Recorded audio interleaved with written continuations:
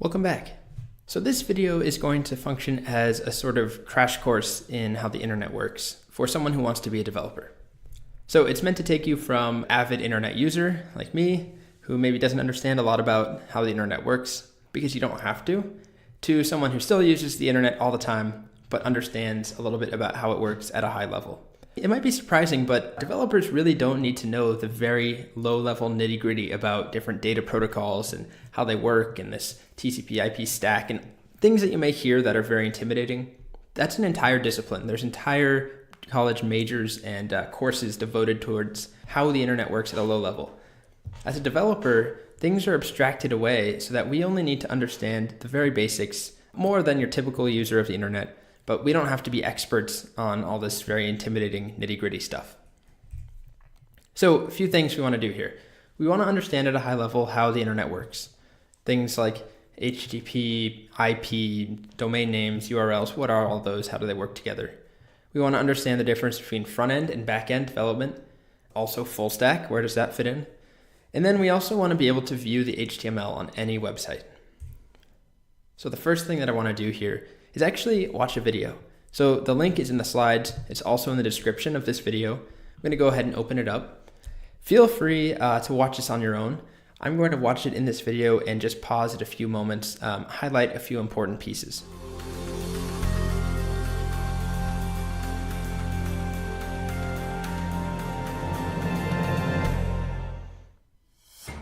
Have you ever wondered what happens when someone in England visits the World Science Festival's webpage? First, their computer needs to ask the World Science Festival server for a copy of that webpage. The computer sticks this request into a virtual envelope called a packet, wrapped with specific information about that request, including the World Science Festival's IP address.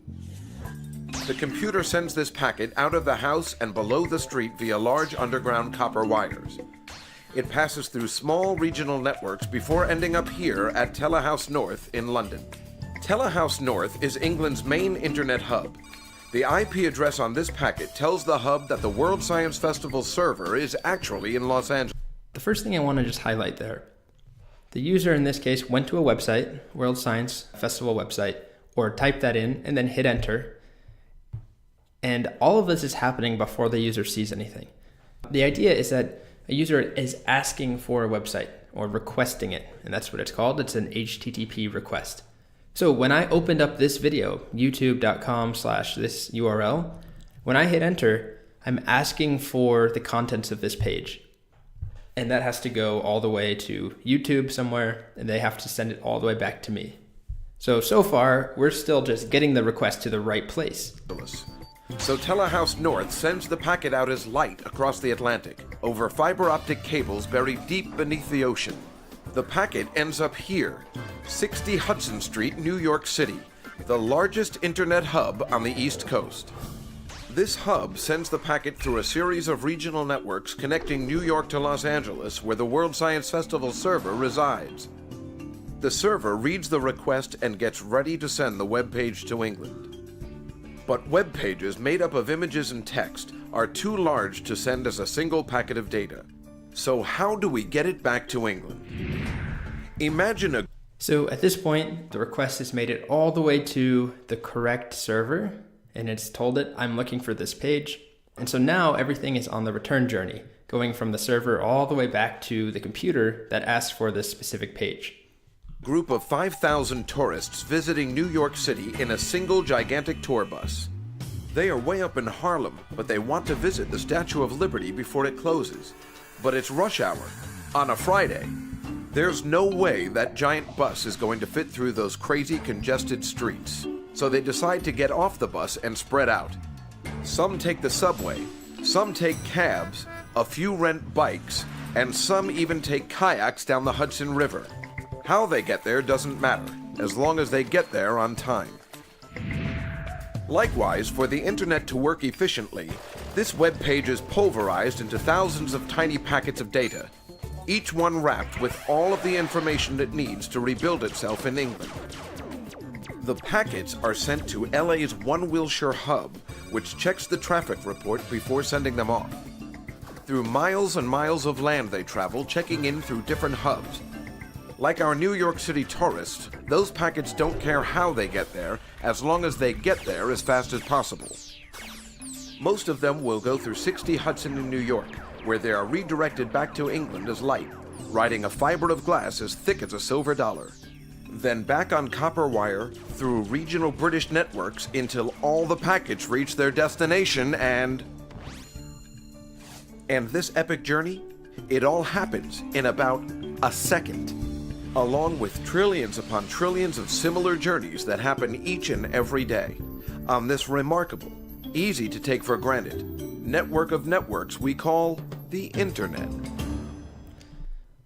So hopefully you found that video fascinating. It certainly blows my mind, even, as someone who does this a lot and who uses the internet a lot, makes websites, makes applications. It's still so amazing, the process that happens behind the scenes, just for every single page that loads. Just to reiterate, let's take this example of when I go to this URL, udemy.com/courses, and I hit enter. Remember, I'm asking for something and I'm getting something back. I'm requesting something and a server is responding. And there's a lot of stuff that happens in between, but that's the core concept. So the very first step that happens, and actually before I start there, I want to let you know, this is not something you need to memorize. This is purely conceptual stuff that is nice to know, but you can always come back, you can look this up, you can rewatch this video. The one thing I really want you to memorize and to be confident in is this idea of requests and responses, asking for data and a server giving you that data, and then your browser displaying it. So this step here, when I go to a URL, I hit enter. The first thing that happens is my computer needs to know the exact address to send a request to, which is just like when you send a letter, you need to have a unique address. No home has the same address as another home. They might look the same, but they're in a different city or different zip code or a different country. They are unique. So we need that address so that our request goes to the right place. So this thing called a DNS, it takes that domain name, udemy.com, and it translates it into this IP address, which is a string of numbers and dots. This is the unique identifier. Once we have that, then we actually send the letter. It's when we actually make the request. So in this case, when I hit enter, I am figuring out, or my computer's figuring out, what is www.udemy.com's IP address. Okay, we have the IP address. Now let's send a request asking for the courses page. So we make a request with an HTTP request. We'll talk a lot more about what that is and what they look like. And remember, it's not just one way direct shot there. Basically, the request bounces around from server to server until we get to the server we're looking for. So when we get to the server, the first part is that the server is going to figure out, what am I asking for? Am I asking for the home page? I'm asking for /courses page. Am I asking for the sign up page? The become an instructor page? There's all sorts of different pieces here that I could be asking for, and they're all different. So the server's job is to figure out what to send back. When we do backend development, that will be your job, figuring out what content to send back. So then the server often interacts with the database, it pulls out information, and it makes a combination of HTML, JavaScript, and CSS. So then our server responds back. It sends us this combination of HTML, CSS, and JavaScript. It's a bunch of code. It's not very readable for humans. And our browser steps in and it turns it into this. It's the whole job of our browser. It takes that information and it makes it easy to understand for humans. So this process happens on every single page you visit, and you can actually see the underlying HTML and CSS on any page and JavaScript. So there's a few ways of doing it. In Chrome, and this is why we're all using Chrome, you can go, let's go to this page here. I can right click and click View Page Source, and it opens up a new window that actually contains all of the HTML, CSS, and JavaScript that is the underlying source for this page. Same thing on YouTube, right click, View Page Source. And so this is on every single site. So there's no way to hide this.